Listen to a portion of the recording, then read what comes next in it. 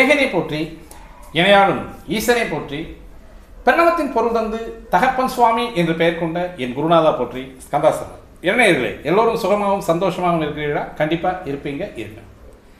எல்லோருமே மனசுக்கு நிம்மதியாக வாழ கற்றுக்கலாம். அதுவே வாழ்க்கையின் மிக அருமருந்து. நீங்கள் நம்ம சேனலுக்கு புதிய பார்வையாளராக இருக்கீங்க அப்படின்ற மாதிரி தான் கண்டிப்பாக நம்ம சேனலுக்கு ஒரு சப்ஸ்கிரைப் பண்ணிங்க. இன்றைய பதிவு 2025 மார்ச்சில் சனிப்பெயர்ச்சி இருக்கா இல்லையா? இது ஒரு பெரிய டிபேட்டாகவே போயிட்டுருக்கு. ஒரு 10-15 வருஷத்துக்கு முன்னால் இவ்வளோ ஒரு பெரிய ஒரு ஆர்குமெண்ட்ஸ் எல்லாம் இல்லை. ஏன்னா நிறைய யூடியூபர்ஸ் என்னை மாதிரி அவர்களெல்லாம் வந்து ஜோதிடத்தின் மூலமாக பிரபலமான நபர்கள் நிறைய பேர் இருந்ததுன்னா இல்லாத ஒரு சமயம் அப்படின்றது வந்து ஒரு சனிப்பெயர்ச்சி அப்படின்னா கோயிலில் எப்போ அந்த சனிப்பெயர்ச்சி அதற்கான சிறப்பு பூஜைகள் நடக்குதோ அப்போ வந்து சனிப்பெயர்ச்சி அப்படின்னு சொல்லி கேள்விப்பட்டு டிவியில் நியூஸ் பார்ப்பாங்க. இன்றைக்கு திருநள்ளாறு கோயிலில் சனிப்பெயர்ச்சி விழா நடக்குது அப்படின்னா அன்றைக்கு சனிப்பெயர்ச்சி அப்படின்னு போயிட்டு இருந்தாங்க. இன்றைய காலகட்டம் அப்படின்றது வந்து இந்த யூடியூப் வந்ததுக்கு பின்னால் நிறைய பேர் ஜோதிடம் சார்ந்த கருத்துக்களை வெளியிடுபவர்கள், ஜோதிடம் அப்படின்னு சொல்லக்கூடிய பாடத்தை வெளியிடுபவர்கள், ஜோதிடத்தை வெளியிடுபவர்கள், இதை கேட்குறவங்க பார்க்குறவங்க நிறைய பேர்த்துக்கு ஓரளவுக்கு அந்த ஜோதிட அறிவு அப்படின்றது வந்து நிறைய பெருகிடுச்சு. அப்போ இந்த காலகட்டத்தில் வந்து இப்போது சனிப்பெயர்ச்சி 2025 மார்ச் மாதம் 29 அப்படின்றது நான் உள்பட எல்லாருமே சனிப்பெயர்ச்சி அப்படின்னு சொல்லிட்டோம். ஆனாலும் இதில் ஒரு சின்ன சந்தேகத்தை எழுப்பக்கூடிய ஒரு அமைப்பு அப்படின்றது வந்து வாக்கிய பஞ்சாங்கம் பின்பற்றுவோர் இப்போ சனிப்பெயர்ச்சி இல்லை, 2026 ஜனவரி மாதம் தான் சனிப்பெயர்ச்சி. திருநள்ளாறு கோயிலில் கூட வந்து 2026 ஜனவரியில் தான் சிறப்பு பூஜைகளெல்லாம் நடக்குது. இப்போல்லாம் எந்த மாதிரியான பூஜைகள் கிடையாது, ஆஸ் யூஷுவல் எப்பவும் போல் இருக்குது அப்படின்றனால மக்கள் குழப்பத்துக்கு ஆளாகி மொத்தத்தில் வந்து ஜோசியம் வந்து சரியாக சொல்கிறீங்களா இல்லை ஜோசியம் மாதிரி சொல்லிட்டு இருக்கீங்களா அப்படின்ற ஒரு சந்தேகத்துக்கு வந்துட்டாங்க. ஆக்சுவலாக வந்து வாக்கியம் அப்படின்னு சொல்லக்கூடிய பஞ்சாங்கமும் அப்படி ஒதுக்கிட முடியாது. திருக்கணிதம் அப்படின்ற இன்னொரு பார்ட் அதையும் அப்படி ஒதுக்கிட முடியாது. இதில் இடையில இன்னொன்று இருக்குது, பாம்பு பஞ்சாங்கம் அப்படின்னு சொல்லி, மிக பழமையான பஞ்சாங்கம் அப்படின்னு சொல்லுவாங்க. பதஞ்சலி முனிவர் அருளியது அப்படின்னு சொல்லுவாங்க. இப்போ அந்த பெயர்ச்சி காலங்கள் எல்லாமே எப்படி கணக்கிடப்படுது அப்படின்னா அந்த பஞ்சாங்கத்தின் மூலமாக தான் வருது. ஏன்னா ஜோதிட சாஸ்திரம் அப்படின்றது வந்து கிரகம் எத்தன்மை இது, அதனுடைய காரகத்துவம் என்ன, எப்படி இருக்கும் அப்படிங்கிறத சொல்லும் ஜோதிட சாஸ்திரங்கிறது. அதேமாதிரி விண்மீன் அப்படின்னு சொல்லக்கூடிய நட்சத்திரம், அந்த நட்சத்திரத்தினுடைய அமைப்பு, ஒரு கிரகத்துக்கு எத்தனை நட்சத்திரம், இது எந்தெந்த ராசிகளில் இருக்குது, இந்த ராசியில் கிரகங்கள் சுற்றி வரக்கூடிய அமைப்பு, ராசியினுடைய அளவு, மொத்தத்தில் வந்து இந்த புவிப்பரப்பு அப்படின்றது 360 டிகிரியாக பிரித்து அந்த 360 டிகிரியில் 27 நட்சத்திரங்களை பரப்பி விட்டு அதற்கு ஒரு 108 கால்களை கொடுத்து இதில் 9 கிரகங்கள் சுற்றி வரக்கூடிய ஒரு காலகட்டம் அப்படின்றது வந்து நம்ம பால்வெளியில் நமது பூமியில் நம்ம பூமிக்கு பக்கத்தில் இருக்கக்கூடிய நட்சத்திரங்களுடைய சக்தி நமக்கு கிடைக்கிற அந்த டிகிரியில் ஒரு சனி கிரகத்தினுடைய ஒரு குரு கிரகத்தினுடைய கதிர்வீச்சு வந்தால் அந்த அமைப்பு கிரக அமைப்பு அப்படின்றது வந்து ஜாதகர்களுக்கு பொதுவாக சிங்கிள் ஜாதகத்துக்கு அல்லது பொதுவான ஊருக்கு அல்லது பொதுவான நாட்டுக்கு அப்படின்றது வந்து நம்ம எடுக்கிறோம். சிங்கிள் ஜாதகம் அப்படின்றது வந்து ஒரு ஜாதகர் பிறந்த அந்த பச்சாத்தை வச்சு சிங்கிள் ஜாதகம் எடுக்கிறோம். இப்போ கிரக பயிற்சி அப்படின்னு சொல்லக்கூடியது பொதுவாக அந்த உலகத்துக்கு எடுக்கிறது, நாட்டுக்கு எடுக்கிறது, நம்ம தனியாக ஒரு நம்மளுடைய நாடு, நம்மளுடைய நகரம், அதற்கடுத்து நமது கிராமத்துக்கு அடுத்து நம்ம வீடு அப்படின்றத நம்ம எடுக்கிறோம். இது வந்து ஜோதிடத்தில் வந்து கிரக பயிற்சிக்கான கால அளவெல்லாம் கொடுக்கல. அவங்களுக்கு இந்த கிரகத்துக்கு இந்த கிரகம் பேரை, இந்த கிரகத்துக்கு இந்த கிரகம் பேரை, இந்த கிரகத்திலிருந்து சூரியன்லேருந்து சந்திரன் இருக்கக்கூடிய தூரத்திற்கு இந்த நேரத்தில் சந்திரனுடைய ட்ராவலிங் வந்து நட்சத்திர தியாஜ்யம், திதி தியாச்சியம், வார தியாச்சியம் அப்படின்னு சொல்லக்கூடிய அளவை கால அளவுகள் மட்டுமே சொல்கிறாங்க. இந்த தூரத்துலேருந்து இந்த தூரத்தில் இருந்தால் அந்த கால அளவில் வந்து இந்த நட்சத்திரத்தில் சந்திரனோ சூரியனோ கடக்கும் காலம் அப்படின்றது வந்து விஷகாலம் அப்படின்னு சொல்லுது. ஜோதிடம் சொல்லக்கூடியது அவ்வளோதான். இதை தெளிவான முறையில் ஒரு கணக்கீடு அப்படின்னு ஒன்று வேணும். அந்த கணக்கீடு எடுத்து அந்த கணக்கீடின்படியாக பூமி பரப்புக்கு இந்த பூமி பரப்பு அப்படின்னு சொல்லக்கூடிய ஒவ்வொரு டிகிரியும் ஒவ்வொரு கோளுக்கு நகர்த்தக்கூடிய அமைப்பு அப்படின்றத வகுத்து சொல்லக்கூடியது பஞ்சாங்கம். இப்போ இந்த பஞ்சாங்கம் அப்படின்னு சொல்லக்கூடிய அமைப்பு அப்படின்றது வந்து பொதுவாக ஜோதிட நூல்கள் அப்படின்றது வந்து தனியாக ஒரு ஒரு ஆஸ்பெக்ட் போயிட்டு இருக்கும். ஜோதிடத்தில் இருக்கக்கூடியது பஞ்சாங்க கணிதங்கள்லாம் அங்கே வராது. ஜோதிடம் அப்படின்னு சொல்லக்கூடியது கிரகம், கிரகத்தினுடைய தன்மை, கிரகத்தினுடைய நிறம், இதெல்லாம் வரும். இது எந்தெந்த கிரகம் ஒரு மிங்கிலானா அந்த கிரகத்தினுடைய இணைவுகள் என்னென்ன கிரகங்கள் நடந்து இருக்கு, அந்த கிரகங்கள் இந்த இடத்துல இருந்தால், அதாவது வந்து ராசி மண்டலத்தினுடைய இந்த ராசியில் இருந்தால் இப்படி, அல்லது வேறொரு ராசியில் இருந்தால் இப்படி அப்படிங்கிறத வந்து ஜோதிட சாஸ்திரம் சொல்லுது. இந்த கிரகம் அப்படின்னு சொல்லக்கூடிய நகரக்கூடிய அமைப்பு, நகரக்கூடிய நேரம், நகரக்கூடிய தூரத்தை எல்லாம் கணக்கிட்டு சொல்கிறது பஞ்சாங்கம். அதனால தான் அதுக்கு வந்து இந்த பஞ்சாங்கங்கள் அப்படின்றது சொல்லக்கூடியது திதியோகம், கரணம், நாள், நட்சத்திரம், இந்த அஞ்சையும் சொல்லக்கூடிய ஒரு அமைப்பு. அப்போ இந்த நாளில் இந்த நட்சத்திரம் ஓடுது, இந்த நட்சத்திரத்தினுடைய நேரத்தில் இந்த திதி ஓடுது, இந்த திதியினுடைய ஒரு நேரத்தில் இந்த யோகம் ஓடிட்டுருக்கு, இந்த யோகத்தினுடைய நேரத்தில் இந்த கரணம் ஓடிட்டுருக்குங்கிறத வந்து கணக்கீடு அப்படின்னு சொல்லக்கூடிய ஒரு வரையறையான கணக்கீடு வேணும் இல்லையா. இந்த வரையறையான கணக்கீடை முதல்ல சொன்னதுங்கிறது வந்து வாக்கியம். அந்த வாக்கியத்திலிருந்து தெளிவான முறையில் எடுத்து தான் திருக்கணிதம். அப்போ மூலம் அப்படின்னு சொல்லக்கூடியது வாக்கியம் தான். அதில் வந்து நமக்கு எந்த விதமான மாறுதலும் கிடையாது. ஆனால் இதில் இப்போ என்ன பிரச்சனை அப்படின்னா, வாக்கியம் அப்படின்னு சொல்லக்கூடியதை பார்த்துட்டு இருக்கிறவங்களுக்கு இதுதான் பேசுது, இதன்படி தான் கிரகங்கள் நடக்குது, இதன்படி தான் கிரகங்கள் நகருது அப்படின்றது அவங்களுடைய வாதம். பாம்பு பஞ்சாங்கம், வாக்கியம் பஞ்சாங்கம். திருக்கணிதம் அப்படின்னு சொல்லக்கூடியது இது சற்றேறக்குறைய இந்தியாவுடைய பெரும்பகுதியில் திருக்கணிதம் தான் இப்போ வந்து தெளிவாக போயிட்டுருக்கு. இதில் ஒன்றும் இல்லை, வாக்கியத்திலேருந்து அதாவது சிலர் சொல்கிறாங்க திருத்தி அமைக்கப்பட்டது. நீங்கள் திருத்துறதுக்கெல்லாம் கிடையாது. நாளில் 60 நாழிகைன்னா 60 நாழிகை தான். இந்த 60 நாழிகைக்குள்ளே வந்து 3 நட்சத்திரங்கள் ஓடுது. ஒரு நாளைக்கு ஒரே நட்சத்திரம் ஓடும். ஒரு நாளைக்கு 60 பாதத்துக்கும் ஒரே நட்சத்திரம் ஓடும். இட் மீன் 60 நாழிகைக்கும் ஒரே நட்சத்திரம் ஓடும். 60 நாழிகைக்குள்ளே 2.5 நட்சத்திரம் ஓடிடும். அப்போ இதை வகுத்து சொல்லக்கூடியது அப்படின்றது வந்து மேல்போக்கான கணக்கில் வாக்கியம் இருக்கும். அதை தெளிவான நுண்ணிய கணக்குகளில் பல கூறாக கணக்கு போட்டு அந்த கணக்குகளை எடுத்து சொல்கிறது வந்து திருக்கணிதமாக. அப்போ அதில் வந்து ஒரு அக்யூரேசி அப்படின்றத இருக்குது. திருக்கு அப்படின்னு சொல்கிறது பொதுவாக வந்து ஜோதிடத்தில் வந்து திருக்கு அப்படின்னா பார்வை அப்படின்றது ஒரு அர்த்தம் உண்டு. திருப்பலம் அப்படின்னு சொல்லுவாங்க. ஒரு கிரகம் குரு அப்படின்னு சொல்லக்கூடிய நேர் 7ஆம் பார்வையை பார்க்குறது 5, 9 பார்வைகளில் திருப்பலம் அப்படின்னு சொல்லுவாங்க. அந்த கிரகம் எந்த அளவுக்கு பார்க்குது, அந்த கிரகத்தினுடைய பார்வை வந்து எவ்வளவு அடர்வா விழுகுது அப்படிங்கிறத சொல்கிறோம் இல்லையா. அந்த திருக்கு அப்படின்னு சொல்லக்கூடியது தான் அந்த திருக்கணிதம் அப்படின்னு சொல்லி வச்சாங்க. கூர்ந்து ஆராய்ந்து எழுதிய பஞ்சாங்கம் அப்படின்றது வந்து திருக்கணிதம். ஆனால் வாக்கியத்தில் என்ன பண்ணோம் அப்படின்னா 60 நாளைக்குள்ளே 2.5 நட்சத்திரம் ஓடி இருந்தது அப்படின்னா அந்த 60 நாளைக்குள்ளே எந்தெந்த நாழிகைகளில் எவ்வளவு அந்த நட்சத்திரத்தினுடைய அளவு என்னங்கிறது வந்து தெளிவாக இருக்கிறதுக்கு வாய்ப்பு. திருக்கணிதத்தில் வந்து தெளிவாக காலையில் 6 மணிலேருந்து 10:30 12 மணி வரைக்கும் திருவாதிரை நட்சத்திரம் ஓடிச்சு. 12 மணிலேருந்து 4 அல்லது 6 மணி வரைக்கும் புனர்பூச நட்சத்திரம் ஓடிச்சு. இதை தெளிவாக திருத்தி ரொம்ப கூர்ந்து, அதாவது ரொம்ப உற்று பார்த்து சொல்லக்கூடிய அமைப்பு அப்படின்றது திருக்கணிதத்தில் இருக்கும். வாக்கியத்தில் வந்து மேற்போக்காது. இவ்வளோதான் 2 பஞ்சாங்கத்துக்கு வித்தியாசம். அதில் இப்போ வந்து ஒரு வருஷம் வித்தியாசமெல்லாம் சனி பயிற்சி அப்படின்னு சொல்லக்கூடிய கிரக பயிற்சிகள்லாம் ஒரு வருஷமெல்லாம் வித்தியாசம் வராது. ஏன்னா அமாவாசை வந்து திருக்கணிதம் ஒரே நாளில் தான் சொல்லுது, வாக்கியம் ஒரே நாளில் தான் சொல்லுது. பௌர்ணமியும் திருக்கணிதம் ஒரே நாளில் தான் சொல்லுது, வாக்கியமும் ஒரே நாளில் தான் சொல்லுது. அப்போது அந்த பௌர்ணமி அமாவாசை அப்படின்றத பேஸாக ஏன் எடுக்கிறோம் அப்படின்னா 12 பௌர்ணமி ஒரு வருஷம் இல்லையா. ஆக்சுவலாக அந்த கணக்குலேயே அது வந்து ஒத்து வராது. இப்போ பராசரர் ஒரு கணக்கு சொல்கிறார், வராகமித்திரர் ஒரு கணக்கு சொல்கிறார், காளிதாசர் ஒரு கணக்கு சொல்கிறார், குமாரசாமி தேசிகர் ஒரு கணக்கு சொல்கிறார். இதெல்லாம் ஒவ்வொரு கணக்காக சொல்லிட்டு இருக்கார்.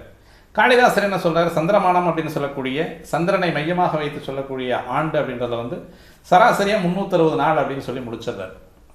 ஆக்சுவலாக அவரே சொல்கிறார் 360 நாள் சொல்கிறாரு. ஆனால் ஒவ்வொரு மாதத்துக்கும் நாட்களை வித்தியாசப்படுத்துகிறார். இப்போ சைத்திர மாதத்துக்கு 31 போடுவார், வைசாக மாதத்துக்கு வந்து 30 போடுவார்.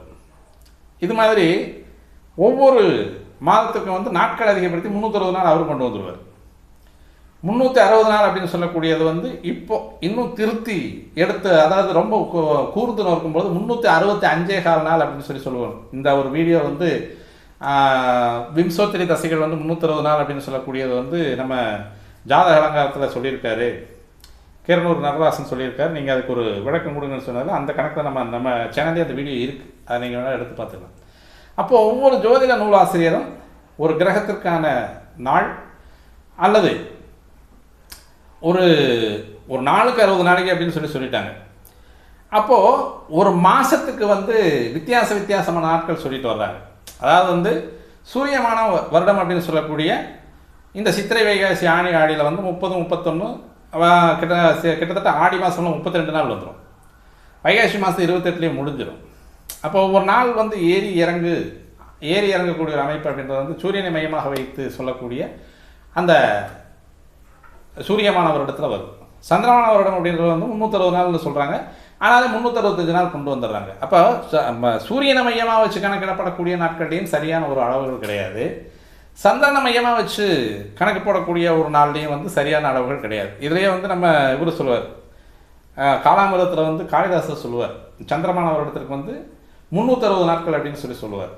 இது டிகிரி கணக்கில் வச்சுக்குவாங்க. அதாவது பூமியினுடைய நிலப்பரப்பு அப்படின்னு சொல்லக்கூடிய பூமி நிலப்பரப்பினுடைய அளவு 360 டிகிரி அப்படின்னால ஒரு நாளைக்கு 1 டிகிரி அப்படின்னு சொல்லி 360 நாள் அப்படின்னு சொல்லிடுவாங்க. ஆக்சுவலாக வந்து கணக்கு அப்படி வராது. இது இன்னும் கொஞ்சம் டீப்பாக உள்ளுக்குள்ளே போனோம் அப்படின்னா அந்த ராசி மானம் அப்படின்னு சொல்லக்கூடிய ஒரு அமைப்பு. மேசராசிக்கு வந்து 4.25 அப்படின்ற ஒரு ராசி மானம் அளவு அப்படின்னு சொல்லி 4.25 தான் அப்படின்ற மாதிரி 4.25 நாழிகை அப்படின்னு சொல்லக்கூடிய அளவில் தான் அந்த மேசராசியினுடைய மேசராசி கட்டமைப்பு அப்படின்னு சொல்லி 30 டிகிரி முழுசாக நம்ம எடுக்கிறோம். இது பாவத்தில் வரும். பாவத்தில் எடுக்கும் பொழுது எல்லாமே மாறி போயிடும். லக்கண சந்தி ராசி சந்தியில் வரும்போது கண்டிப்பாக லக்கண சந்தியில் வரும்போது பாவகட்டம் போட்டோம்னா ராசி கட்டம் ஒரு மாதிரி இருக்கும், பாவகட்டம் ஒரு மாதிரி இருக்கும், இடமாறும். லக்கண புள்ளி வந்து 0.3 அல்லது 3 டிகிரி 5 டிகிரி வரைக்கும் போச்சு அப்படின்னா பாவகட்டம் போட்டோம்னா ஒரு கிரகம் ஒரு 3வது இடத்துலேருந்து 4வது இடமே போயிடும். இது வந்து இந்த ராசிமானத்தில் வரக்கூடிய டிஃப்ரெண்ட். இந்த ராசிமானம் உள்ளே வருது அப்படின்னு பார்த்தோம்னா மேஷத்தில் வந்து 4.25 ராசிமான அளவு, ரிஷபம் 4.25. அதேமாரி வந்து மிதுனம் போனோம் அப்படின்னா 5.25. அதுக்கடுத்து வந்து கடகம் 5.5, சிம்மம் 5.25, கன்னி 5, துலா 5, விருச்சிகம் 5.25, தனுசு 5.5. அப்போ இந்த மிதுனம் தனுசு அப்படின்னு சொல்லக்கூடிய ராசிமான அளவுகள் அப்படின்றது வந்து டிஸ்டன்ட் அதிகமாக இருக்கும். 360 டிகிரி அப்படின்னு சொல்லக்கூடியது பூமி பரப்பை நம்ம வந்து 360 சமபாகங்களாக பிரிச்சிட்டோம். அதில் ராசி அப்படின்னு சொல்லக்கூடிய மேசராசிக்கு நம்ம ஒதுக்குனது அப்படின்றது வந்து அந்த 4.25 நாழிகை அளவு தான் நம்ம ஒதுக்கியிருக்கோம். கிட்டத்தட்ட வந்து 24 + ஒரு 2 26 டிகிரிக்குள்ளேயே மேசம் அப்படின்றது வந்து முடிஞ்சிடும். அடுத்து 4.25 அப்படின்னு வரும்போது ரிஷபம் வந்துடும். ரிஷபத்திலே 24 டிகிரிக்குள்ளேயே வந்து இந்த ராசிமான அளவுகள் பிரித்து வரதில் 2 ராசியுமே முடிஞ்சிடும். அப்புறம் மிதுனத்திலிருந்து உள்ளுக்குள்ளே வரும். அப்போது இந்த சூரியனும் சந்திரனும் அப்படின்னு சொல்லக்கூடிய கிரகங்கள் சுற்றி வரக்கூடிய அமைப்பும் மற்ற ஏனைய கிரகங்கள் சுற்றி வரக்கூடிய அமைப்புகளும் அப்படின்றத சொல்லக்கூடியது அந்த பூமியினுடைய அந்த சாய்மான டிகிரியில் சுற்றி வரக்கூடிய அந்த கேலிப்ஸ், அதாவது அந்த அமைப்பில் சுற்றி வரக்கூடிய அமைப்பில் வந்து நமக்கு நாட்கள் வித்தியாசம் வருது. இப்போ நம்ம ஒரு அளவு எடுக்கலாம். சந்திரன் வந்து ஒரு ராசிக்கு வந்து 2.25 நாள். அந்த சந்திரனுடைய அமைப்பை பார்த்தோம்னா 27 நாளில் ஒரு மாதத்தை முடிச்சிருவார் அவர். இந்த அமைப்பு படி பார்த்தோம்னா வாக்கியம் சொல்கிறது உண்மையாக வராது. ஏன்னா நாள் முன்னாலே முடிஞ்சிருது. 27 நாளைக்கு ஒரு மாதம் அப்படின்னா வருஷத்துக்கே வந்து 13 மாதம் வந்துடும். அப்போ சனிப்பயிற்சி அப்படின்றது வந்து முன்னால் தான் வரணும், பின்னால் போக எந்த கிரக பயிற்சியாக இருந்தாலும் முன்னால் தான் வரும். இப்போ வாக்கியம் அப்படின்னு சொல்லக்கூடியது 2.25 நாள் அப்படின்னு சொல்லி முடிச்சது. ஒரு ராசிக்கு வந்து சந்திரனுடைய சஞ்சரிப்பு காலம் அப்படின்றது வந்து 2.25 நாள். அப்போ வந்து 12 ராசிக்கு 12 × 24 12 3 27 நாளில் ஒரு மாதம் முடிஞ்சிடும். இப்போ வருஷத்துக்கு வந்து 13 நாள் வந்துடும். இதில் நிறைய டிஃப்ரென்சியேட் நிறைய வரும். இதை ஒத்துக்குது. ஏன்னா இந்த 27 நாளைக்குள்ளே 15 நாளைக்குள்ள ஒரு பௌர்ணமி 15 நாளைக்குள்ள ஒரு அமாவாசையும் ஒத்துக்குது. வாக்கியமே திருக்கணி தான் அதை ஒத்துக்குது. அதேமாதிரி வந்து இதே சங்கடகர சதுர்த்தி அப்படின்றது வாக்கியத்திலையும் அதே மாதிரி தான் அந்த நாள், அதாவது வந்து பௌர்ணமிக்கு அடுத்த 4வது நாள். திருக்கணி தான் அதே பௌர்ணமிக்கு அடுத்த 4வது நாள். இதெல்லாம் ஒரே மாதிரி ஒற்றுமையாக தான் வந்துட்டுருக்கும். டிஃபரன்சியேட் எல்லாம் கிடையாது இல்லையா? அப்போ ஏன் இந்த சனிக்கு மட்டும் டிஃபரன்சியேட் கொடுத்துட்டு போகுது அப்படின்னு பார்த்தோம் அப்படின்னா ஓரலாக ஒரு கணக்கு. இது நமக்கு அழகிய சித்தர்கள் அப்படின்னு பஞ்சாங்கத்தை, அதாவது வந்து ஜோதிடத்திலிருந்து அந்த கால வரையறையை எடுத்து கொடுத்தவர்கள் வந்து நமது முந்தைய கால சித்தர்கள், ஞானிகள், மகான்கள் தான். அப்போ வந்து சரியான கணக்குக்கு அளவீட்டு முறைக்கு அளவுகோல் கிடையாது. எப்படி அளவுகோல் கிடையாதுன்னா நேரத்துக்கு அளவுகோல் கிடையாது. 60 நாளிகை ஒரு நாளில் முடிச்சிட்டாங்க. இன்னைக்கு காலையில் அடிவானத்தில் சூரியன் பெறப்படக்கூடிய நாளில் ஆரம்பிக்கக்கூடிய ஒரு நாழிகை அப்படின்றது வந்து இரவு முடிஞ்சு அடுத்த நாள் வந்து சூரியன் மேலே எந்திரிக்கக்கூடிய நாள் அப்படின்ற வரைக்கும் 60 நாழிகை அப்படின்றத கணக்கு போட்டாங்க துல்லியமாக. ஏன்னா எல்லா கிரகத்தினுடைய குணநலன்கள் நிறம், அங்கே இருக்கக்கூடிய தன்மை இது எல்லாமே சொன்னவங்க வந்து நாளையும் ஒரு கணக்கு போடுவாங்க இல்லையா. அப்போ நாளை எந்த ஸ்கேலில் அளக்கலாம் அப்படின்னா மணல் கடிகாரம் அப்படின்றதா இருந்தது. மணல் கடிகாரம், நிழல் கடிகாரம், இந்த ஒரு கல்லை நட்டுருவாங்க, நடுகளில் வந்து சூரியனுடைய கதிர்கள் எந்த பொழுதில் விழுது அந்த பொழுதினுடைய அமைப்பு கீழே இறங்கும்போது மேலே இறங்கும்போது நாழிகை கணக்கில் வச்சுருந்தாங்க, மணிக்கணக்கு கிடையாது. அப்புறம் வந்து அந்த கரெக்டாக பகுத்து சொல்லக்கூடிய நாழிகையிலிருந்து மணி உதயமாச்சு. அதுவுமே ஏற்றத்தாழ்வான மணி இருந்துட்டு இருந்து அப்போ 24 மணி நேரத்துக்கு வந்து சரியான ஒரு கடிகாரம் அப்படின்றத இப்போ நம்ம பார்த்துட்டு இருக்கக்கூடிய வாட்சஸ். இந்த கடிகார அமைப்பில் தான் நம்ம வந்து இப்போ நேரத்தை பார்த்துட்ருக்கோம். இதுவுமே நம்ம நாட்டில் மட்டும்தான் ஒரே நாள் அந்த 24 மணி நேரம் 60 நாழிகை அப்படின்றது. இதே அமெரிக்கா போன்ற நாடுகளுக்கு போனோம்னா அதாவது வந்து இந்த துருவ நிலைகளுக்கு தகுந்த மாதிரி அங்கே நேரம் மாறுது. இந்த பருவநிலைகள் மாறுது இல்லையா, அதாவது வின்டிங் சீசன், பனிக்காலம், வெயில் காலம், அதிலே 2 அந்த பருவநிலைகள் மாறுறதுக்கு தகுந்த மாதிரி நேரத்தை மாற்றி வைப்பாங்க, அட்ஜஸ்ட்மெண்ட் பண்ணுவாங்க. அப்போ வந்து பகல் பொழுது ஒரு பருவத்தில் வந்து அதிகமாக இருக்கும், அப்புறம் இரவு பொழுது ஒரு பருவத்தில் வந்து அதிகமாக இருக்கும். இப்போ வந்து நமக்கு வந்து உத்தராயணம் தட்சிணாயணம் ஒரே வாரத்தில் நம்ம முடிச்சிட்டோம். இப்போ தட்சிணாயனம் அப்படின்னு சொல்லும்போது கொஞ்சம் கால அளவு பகலினுடைய அளவு அதிகமாக இருக்கும், உத்தராயணம் அப்படின்றது பகலினுடைய அளவு கம்மியாக வரும். அப்போ இது மாதிரி அந்த ராசி மானத்தில் வரக்கூடிய அமைப்புகளில் கிரகங்கள் சுற்றி வரும்பொழுது மிதுன ராசிக்கும் தனுசு ராசிக்கும் அப்படின்னு சொல்லக்கூடிய அமைப்பில் கண்டிப்பாக அந்த சனியினுடைய நிலைப்பாடு வெகு நாட்கள் எடுப்பதற்கான வாய்ப்பு இருக்குது. இதே வந்து இப்போ நம்ம வந்து இப்போ கும்பராசி அப்படின்னு பார்த்தோம்னா 4.25 நாழிகை பொழுது அதுக்கு அந்த அமைப்பு அப்படின்றது கிட்டத்தட்ட வந்து எவ்வளவு 26லேருந்து 27 டிகிரிக்குள்ளேயே முடிஞ்சிடும். அடுத்து வந்து மீன ராசிக்கு 4.25 அப்படின்ற அந்த டிகிரிக்கு 4க்கு 4 காலுக்கு ஒரு 2 26 டிகிரிக்குள்ளே முடிஞ்சு அவர் மேசராசி உள்ளுக்குள்ளே வந்துடும். இப்போ இதை சரிக்கற்ற அளவுக்குள்ளே தான் வந்து இந்த கிரக அமைப்புகள் வந்து ஓடிட்டுருக்கும். இதைய சரியான முறையில் துல்லியமான கணக்குகள் அப்படின்னு சொல்லக்கூடிய அமைப்பில் தான் இந்த திருக்கணிதம் அப்படின்றது வந்து அநேகமான இடங்களில் எல்லாமே இப்போ வந்து நம்ம திருக்கணிதம் தான் யூஸ் பண்ணிட்டு இருக்கோம். நிறைய சாஃப்ட்வேர் அதில் தான் வந்துருக்கு. இப்போ இன்றைய காலகட்டத்தில் வந்து ஒரு ஜாதகம் கொடுக்குறேன் அப்படின்னா நான் கையில் தான் எழுதி தருவேன் அப்படின்னு சொல்லுவேன். கையில் தான் எழுதுவேன், ஆக்சுவலாக வந்து கம்ப்யூட்டரை பார்த்து தான் கையில் எழுதி கொடுக்குறேன். அப்போ இன்றைக்கெல்லாம் வந்து உட்காந்து நாள் கணக்கில் வந்து உட்காந்தெல்லாம் கணக்கு போட்டுருக்கிறது இருக்கிறது கிடையாது. அப்போ அதுக்கான மென்பொருள்கள் நிறைய வந்துருச்சு. வாக்கிய பஞ்சாங்கத்துக்கான மென்பொருள்களும் இருக்குது. அதுக்காக வாக்கிய பஞ்சாங்கத்தை வந்து குறைச்சோம், திருக்கணியத்தை உயர்த்தியோ நம்ம பேச போகிறது கிடையாது. இதில் இருக்கிறத காட்டிலும் இன்னும் துல்லியமாக இருக்கும். பொதுவாக ஜாதகம் பார்க்கும் பொழுதே ராசியும் அம்சமும் பார்க்குறவங்க சில பேர் இருக்காங்க, சில பேர் இல்லை நிறைய பேர், ஒரு 70% மேலே ராசி அம்சம் மட்டும் பார்க்குறவங்க, அதை மட்டும் பார்த்து பலன் சொன்னாலே போதும் அப்படிங்கிறவங்களும் இருக்காங்க. என்ன மாதிரி யாரையெல்லாம் கொஞ்சம் நான் தத்தி இன்னும் கொஞ்சம் உள்ளே போய் பார்க்கணும் அப்படின்றதுக்காக பாவமெல்லாம் போடுவேன். பாவம் போட்டு அப்புறம் வந்து அஷ்டவர்க்க பறவைகளெல்லாம் போட்டு எந்த பாவத்துக்கு எந்த வர்க்கம் பார்க்கணும் அப்படின்றதெல்லாம் நான் கொஞ்சம் பார்க்குறவன் தான். அப்போ இது மாதிரியான துல்லியமான கணக்கு வேணும் அப்படின்னா கண்டிப்பாக நம்ம வந்து திருக்கணிதத்தை தான் எடுத்துக்கணும். வாக்கியத்துக்கு உள்ள நாட முடியாது. வாக்கியத்தில் சில கணிதங்களுக்கு மேலே அதிகமான கணிதங்கள் கிடையாது. திருக்கணிதத்தில் வந்து நிறைய கணிதங்கள் இருக்குது. அந்த திருக்கணிதன்றதை நம்ம போகிறது தான் கணிதம். வாக்கியத்தை வந்து பேஸாக வச்சுக்கோம், ஆதாரம் அதுதான். ஆதார பீடம் அப்படின்னு சொல்லக்கூடியது வாக்கியம்தான். அதில் வந்து எந்த விதமான மாற்று கருத்தும் கிடையாது. அதில் இருந்து டெவலப் ஆகும். அப்போ நான் இன்னும் அக்யூரேசி வேணும் அப்படின்னு நான் நினைக்கிறேன். திருக்கணிதத்தையும் விட்டு தாண்டி நான் வேற ஒரு கணக்கு நான் போட்டுக்கிட்டு போகலாம். யார் வேண்டாம்னா திருக்கணிதத்தை தாண்டி நான் ஒரு கணக்கு போட்டுட்டு போகிறேன். சந்திரனுடைய அளவு ஒரு டிகிரி நகர்றதுக்கு 108 நிமிஷம் அப்படின்றத வந்து நான் கணக்கு போட்டுறேன். இந்த 108 நிமிஷத்தை வச்சுக்கிட்டு அப்போ இந்த ஒரு நாள்லேயும் சந்திரன் நகரக்கூடியது. அதனால் அதுக்கு வந்து முன்னோக்கி நகர் தான், பின்னோக்கி நகர்வு கிடையாது, வக்ரகதி இல்லை இல்லையா. அப்போ சந்திரனை மையமாக வைத்தோ சூரியனை மையமாக வைத்தோ கணிக்கப்படக்கூடிய காலங்கள் தான் நாட்கள், திதிகள், யோகங்கள், கரணங்கள் எல்லாமே வருது. இப்போ இதை வச்சு தான் வந்து இப்போ 2 பேருமே சண்டை போட்டுட்ருக்காங்க, வாக்கியம் திருக்கணிதம் அப்படின்றது. ஏன் இதையும் தாண்டி நான் ஒரு கணக்கு போடக்கூடாதுன்னு என்ன இருக்குது? அப்போ முழுமையாக சுத்திகரிக்கப்பட்ட கணக்கு அப்படின்னு சொல்லக்கூடியது அந்த திருக்கணிதத்தில் வரக்கூடியது. அதனால் உங்களுக்கு பயமே வேண்டாம். மார்ச் 2025 29ஆம் தேதி அப்படின்றது சனி பயிற்சி அப்படின்றது.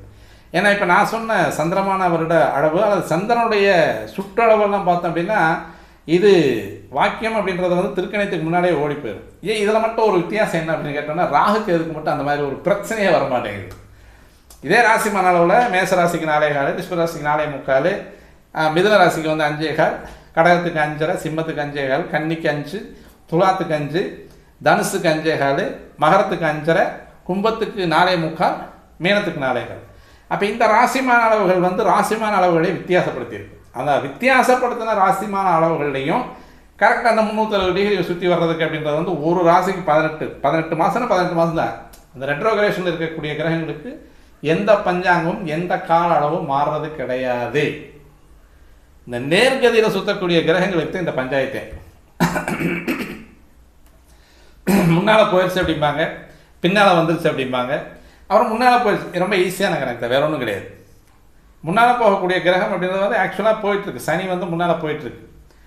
இப்போ சூரியன் வந்து சனிக்கு 5ஆம் இடத்துல ஒரு 15 டிகிரிக்குள்ளே வரும்பொழுது, கிட்டத்தட்ட வந்து 125 டிகிரிக்குள்ளே வரும்போது இது அப்படியே மெதுவாக வக்கரமாகும்.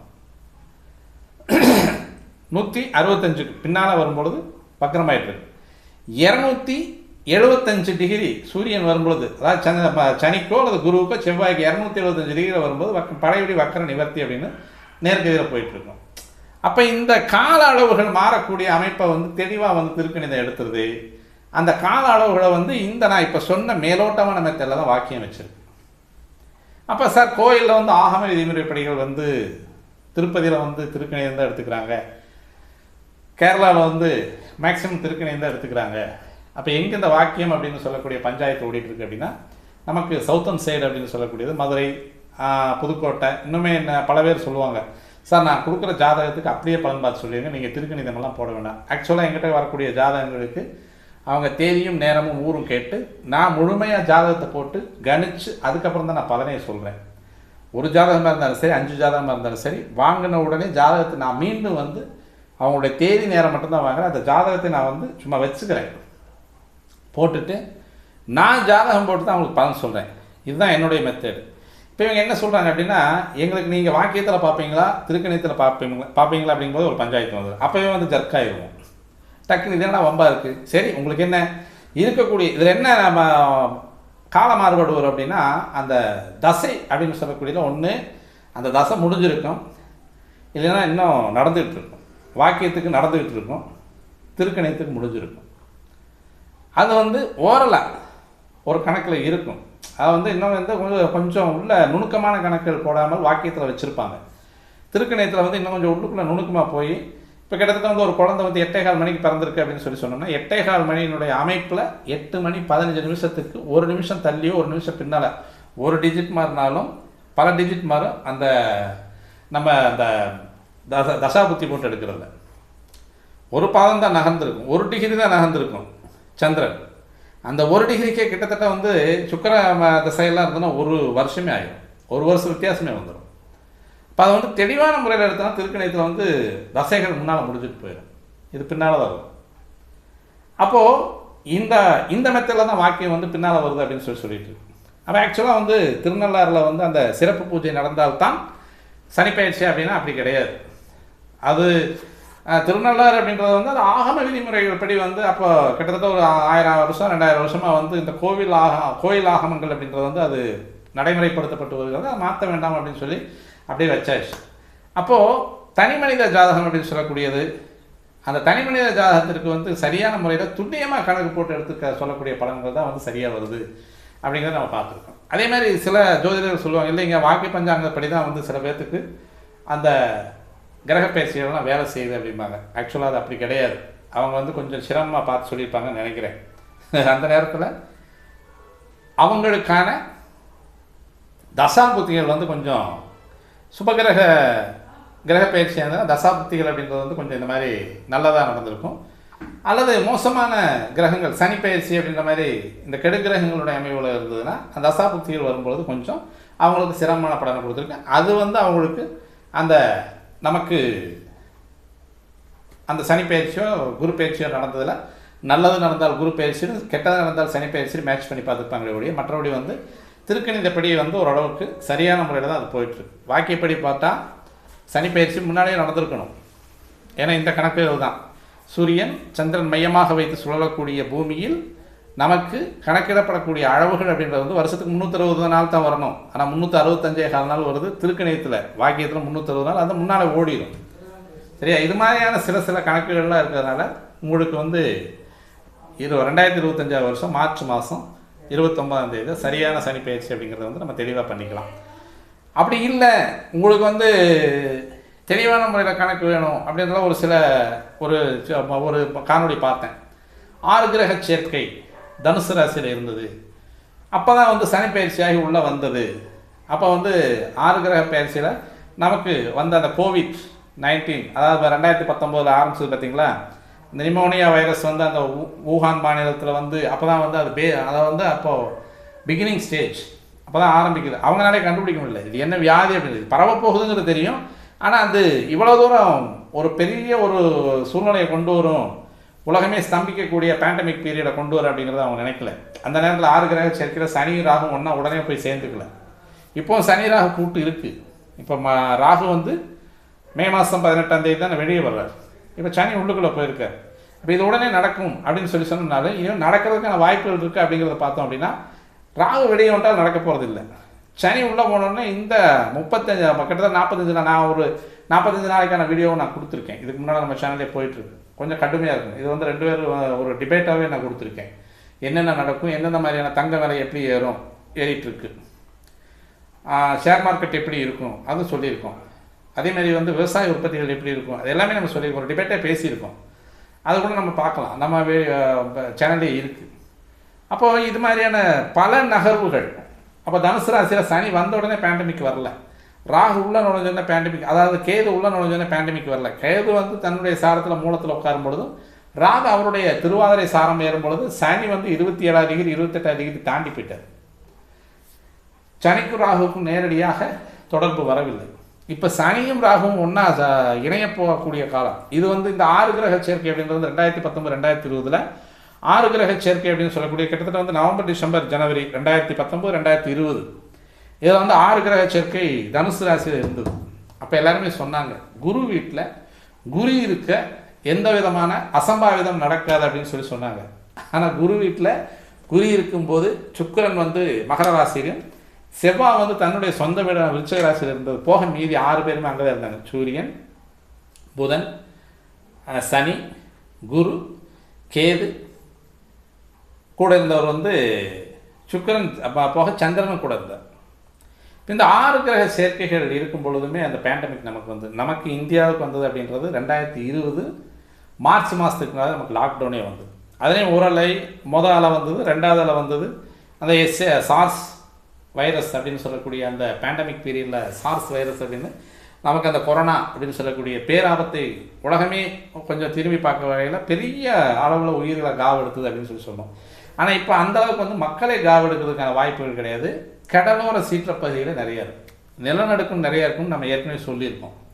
இந்த 6 கிரக சேர்க்கை இப்போ இந்த மீனராசியில் சேரக்கூடிய இந்த ஒரு மாதம் சூரியன் இருக்கக்கூடிய ட்ராவலிங்கில், ஏன்னா எல்லாருமே ஒவ்வொரு மாதம் தான் இருக்காங்க. சூரியன் 1 மாதம், செவ்வாய் 1.5 மாதம், சுக்கிரன் 1 மாதம், இப்போ வக்ர சுக்கிரனும் வக்ர புதனும் சூரியனும் ராகுவும் சனியும் இப்போ எல்லாமே ஒரு இடத்துல இருக்காங்க. இப்போ அதே மாதிரியான அசம்பாவிதங்கள் வந்து நிலத்தை சார்ந்து வரக்கூடியது அமைப்பு. கடலோரப் பகுதிகள், சுனாமி, நிலநடுக்கம், இதே மாதிரி ரயில் ஆபத்து, ரயில் ஆக்சிடென்ட் நிறையா இருக்குது, ஆகாய விமான விபத்துகள் நிறையா இருக்குது, தங்கம் விளையாடுறது, இதுவும் குருவனுடைய வீடு தான். குரு வந்து இப்போ இந்த 6 கிரக சேர்க்கைக்கு அந்த பக்கம் 5 கிரக சேர்க்கைக்கு அந்த பக்கமாக இருக்கார், ரிஷபராசியில் இருக்கார். இப்போ ராகு இவர் சேர்ந்து சனி ராகு செவ்வாய் சேர்ந்தாலே கிட்டத்தட்ட வந்து கொஞ்சம் கடுமையான பாதிப்பை தரும் அப்படின்றது வந்து ஜோதிடம் சொல்லக்கூடிய ஒரு கருத்து. இப்போ செவ்வாய் வந்து கடகராசியில் நீச்சமாக இருக்கார், குரு ரிஷபராசியில் அவருடைய பகை வீட்டில் உட்காந்துருக்கார். மீதி போக சனியும் ராகுவும் சூரியனும் புதனும் சுக்கிரனும் இவங்க 5 பேருமே இங்கே தான் இருக்காங்க. அப்போ இந்த ஒரு 45 நாள் வந்து கொஞ்சம் கடினமான காலகட்டங்களை சொல்லக்கூடியது, இனம் கண்டறியாத புது நோய்களை தரக்கூடியது. அதே மாதிரி மருத்துவத்திலையும் வந்து கொஞ்சம் சவாலை சந்திக்கக்கூடிய அமைப்பு, ரசாயன மாற்றங்களை உருவாக்கக்கூடிய அமைப்பு, முழுமையாக நில அதிர்வுகளை அதிகமாக கொடுக்கக்கூடிய வாய்ப்பு. இது எல்லாமே வந்து சனி ராகு சேர்ந்தால் தான் செய்வாங்க. கூட சூரியன் சேரும் பொழுது ஆத்மகாரகன் அப்படின்னு சொல்லக்கூடிய உயிர்காரகன் அப்படின்னு சொல்லக்கூடிய இங்கு மறைக்கப்படும் பொழுது இந்த அரசாங்கத்திற்கான அழிவு வேலைகளை நாச வேலைகளை செய்யக்கூடிய அமைப்புகளையும் இந்த கிரக அமைப்புகள் இருக்கும் அப்படிங்கிறத வந்து எந்த விதமான சந்தேகமும் இல்லை.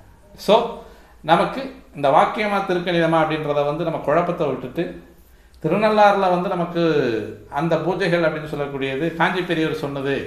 காஞ்சி பெரியவர் லெவலில் நம்ம போகணுங்கிற அவசியம் இல்லை. அவர் வந்து கணித பஞ்சாங்கம் வகுத்து கொடுத்தது அப்படின்றது வந்து இதுக்கு பல நிபுணர்கள் இருக்காங்க. அவர் வந்து இந்த சர்ச்சை தேரணும் அப்படிங்கிறதுக்காக வந்து மனுஷாளுக்கெல்லாம் வந்து நீங்கள் திருக்கணித்தை பார்த்துக்கப்ப கோயில் வந்து எப்போ போல் அது நடந்துட்டு இருக்கட்டும். ஏன்னா அது வந்து பாரம்பரியம். இப்போ நான் இன்றைக்கி நான் ஒரு அதாவது நான் 71 பிறக்கிறேன். என் பையன் வந்து 2002 பிறக்கிறான். அவனுக்கு பையன் வந்து ஒரு 2025 2027 பிறக்கிறான்னு வச்சுக்கோமே. இது வந்து மனிதனுக்கு அந்த புராதனங்கிறது கிடையாது, பழமை அப்படின்றது கிடையாது. ஆனால் கோயில் அப்படின்றது வந்து பிறப்பு அப்படின்னு சொல்லக்கூடிய இப்போ தஞ்சை பெரிய கோயிலுடைய பிறப்பு வந்து வருடங்கள் 1010 ஆகிப்போச்சு.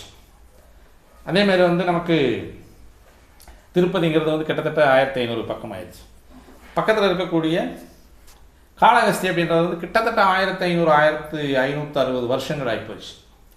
ஸ்ரீரங்கநாதர் அது கிட்டத்தட்ட 1000 வருஷத்துக்கு பக்கமாக மேலே ஆயிரப்போகுது. அப்போ இந்த மாதிரியான 1000 ஆண்டுகளுக்கு மேல் பழமையானவர்களுக்கு அவங்களுடைய சாஸ்திரத்தை நீங்கள் மாற்றாதீங்க. அது வாக்கிய முறைப்படியே நடக்கட்டும் அப்படிங்கிறதான் சாஸ்திரம்.